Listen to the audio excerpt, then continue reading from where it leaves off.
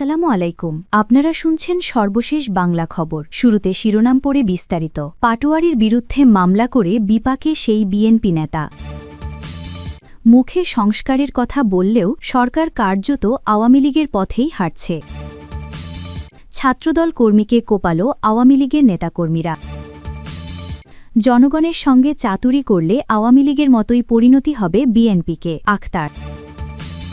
সর্বশেষ থাকছে চলমান যুদ্ধের প্রভাবে ব্যাংক খাত চরম সংকটে পড়তে পারে মির্জা আব্বাস। এতক্ষণ শুনছিলেন সংবাদ শিরোনাম, এখন বিস্তারিত। তবে তার আগে অনুরোধ থাকবে ভিডিওটিতে একটি লাইক দিন এবং ভিডিও সম্পর্কে আপনাদের গুরুত্বপূর্ণ মতামত কমেন্ট করে জানিয়ে দিন।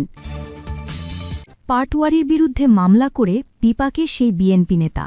জাতীয় নাগরিক পার্টির এনসিপির মুখ্য সমন্বয়ক নাসির উদ্দিন পাটোয়ারির বিরুদ্ধে মামলা করায় রমনা থানা বিএনপির সভাপতি আশরাফুল ইসলামকে শোকজ করেছে বিএনপি।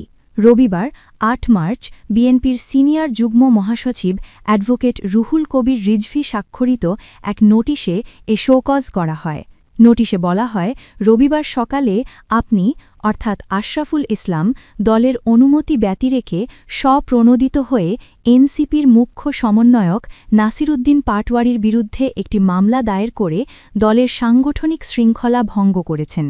এ ধরনের দলের শৃঙ্খলাবিরোধী কর্মকাণ্ডের জন্য কেন আপনার বিরুদ্ধে সাংগঠনিক ব্যবস্থা গ্রহণ করা হবে না তার যথাযথ কারণ দর্শিয়ে আগামী ৪৮ ঘণ্টার মধ্যে একটি লিখিত জবাব দলের নয়াপল্টনস্থ কেন্দ্রীয় কার্যালয়ে জমা দিতে নির্দেশ দেওয়া হয়েছে।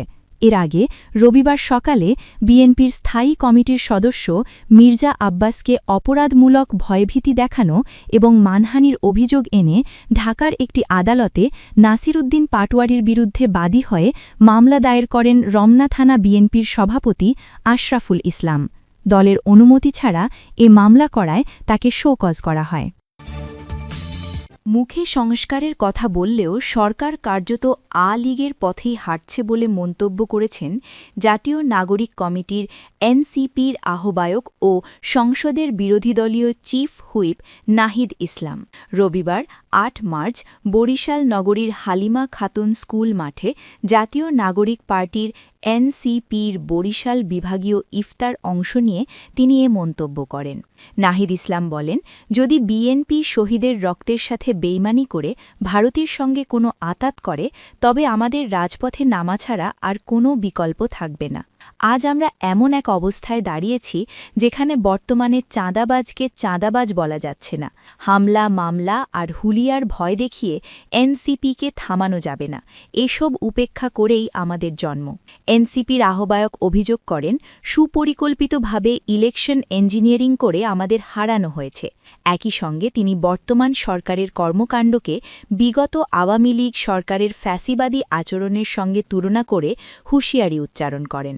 এ সময় তিনি দলের যুগ্ম সমন্বয়ক নাসির উদ্দিন পাটোয়ারির বিরুদ্ধে মামলা দায়েরের ঘটনার তীব্র নিন্দা জানিয়ে একে রাজনৈতিক প্রতিহিংসা হিসেবে উল্লেখ করেন।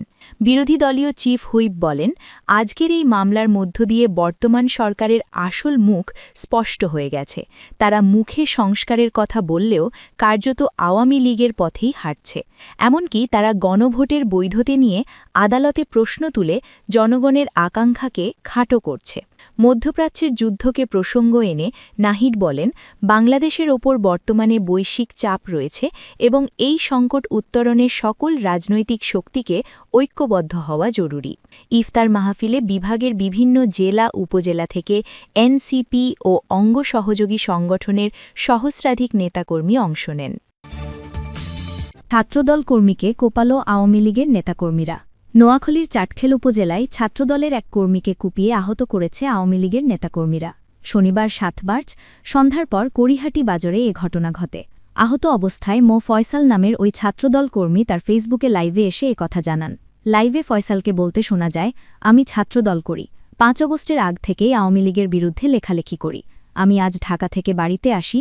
বাজারে ইফতার করার পরে আওয়ামী লীগের লোকজন আমার উপর অতর্কিত হামলা চালিয়েছে। মো ফয়সাল বলেন, আওয়ামী লীগের নেতাকর্মীরা আমার হাত, মাথা, পিঠ সহ বিভিন্ন জায়গায় কুপিয়েছে। পাশাপাশি আমার দোকান ভাঙচুর করা হয়েছে। তিনি আরও বলেন, বিএনপি ক্ষমতায় থাকার পরও আওয়ামী লীগের লোকজন অতর্কিত এই হামলা করেছে। আমি এই হামলার সুষ্ঠু বিচার দাবি করছি মাহবুব উদ্দিন খোকন এমপির কাছে। চাটখিল থানার ওসি আব্দুল মান্নান ঘটনার সত্যতা নিশ্চিত করে বলেন, আমরা মারামারির খবর পেয়েছি, তাদেরকে থানায় আসার পরামর্শ দেওয়া হয়েছে, অভিযোগ পেলে তদন্ত করে দেখা হবে রাজনৈতিক কারণে নাকি অন্য কোনো কারণে এই ঘটনা ঘটেছে। জনগণের সঙ্গে চাতুরি করলে আওয়ামী লীগের মতোই পরিণতি হবে, বিএনপিকে আখতার। জাতীয় নাগরিক পার্টির এনসিপির সদস্য সচিব আখতার হোসেন অভিযোগ করেছেন, বিএনপির সংসদ সদস্যরা জুলাই সনদ বাস্তবায়ন আদেশ ২০২৫ লঙ্ঘন করে আইনি ব্যত্যয় ঘটিয়েছেন। তিনি বলেন, ভোটের আগে এক কথা বলা এবং পরে অন্য কথা বলার মাধ্যমে জনগণের সঙ্গে চাতুরি করলে শেষ পর্যন্ত আওয়ামী লীগের মতোই পরিণতি ভোগ করতে হবে। রোববার ৮ মার্চ রাজধানীর তোপখানার সিরডাপ মিলনতনে নাগরিক সমাবেশে এসব কথা বলেন আখতার হোসেন। সমাবেশে বিএনপি সাংসদ সদস্যদের প্রতি আহ্বান জানিয়ে তিনি বলেন, আপনাদের সামনে এখনও সুযোগ রয়েছে।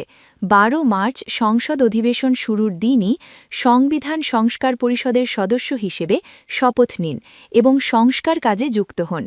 কোনো আইনি মারপ্যাচে অভ্যুত্থানের অর্জন ধূলিসাৎ করার চেষ্টা সফল হতে দেওয়া হবে না। তিনি উল্লেখ করেন, জুলাই সনদ বাস্তবায়ন আদেশের ৮ নম্বর অনুচ্ছেদ অনুযায়ী সংসদ সদস্যদের পরপরই সংবিধান সংস্কার পরিষদের সদস্য হিসেবে শপথ নেওয়ার কথা ছিল, কিন্তু বিএনপির এমপিরা তা না করে আইন লঙ্ঘন করেছেন। গণভোট প্রসঙ্গে তিনি বলেন, ভোটের আগে বিএনপি জনমনে বিরূপ প্রভাব পড়ার ভয়ে হ্যাঁয়ের কথা বললেও ভোট শেষে না বেছে নেওয়া হয়েছে, যা জনগণের সঙ্গে স্পষ্ট চাতুরি। শুধু নির্বাচন আদায়ের জন্যই গণভোটে রাজি হওয়ার নাটক করেছিল বিএনপি। আখতার হোসেন বলেন, জনগণ সব দেখছে। আওয়ামী লীগ নিজেদের অনেক শক্তিশালী মনে করেছিল, কিন্তু তারা ভোটের মাধ্যমে ক্ষমতাচ্যুত হয়নি, বরং জনগণ রাস্তায় নেমে তাদের বিতাড়িত করেছে। বিএনপি যদি মনে করে ভোটের আগে জনগণকে সন্তুষ্ট রেখে পরে রায় প্রত্যাখ্যান করবে, তবে জনগণ তাদেরও প্রত্যাখ্যান করবে।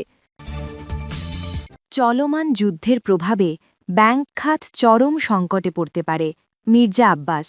ইরানের বিপক্ষে ইসরায়েল, যুক্তরাষ্ট্রের বিপক্ষে চলমান যুদ্ধের প্রভাবে সাধারণ মানুষ ও ব্যাংক খাত চরম সংকটে পড়তে পারে বলে মন্তব্য করেন প্রধানমন্ত্রীর রাজনৈতিক উপদেষ্টা ও বিএনপির স্থায়ী কমিটির সদস্য মির্জা আব্বাস।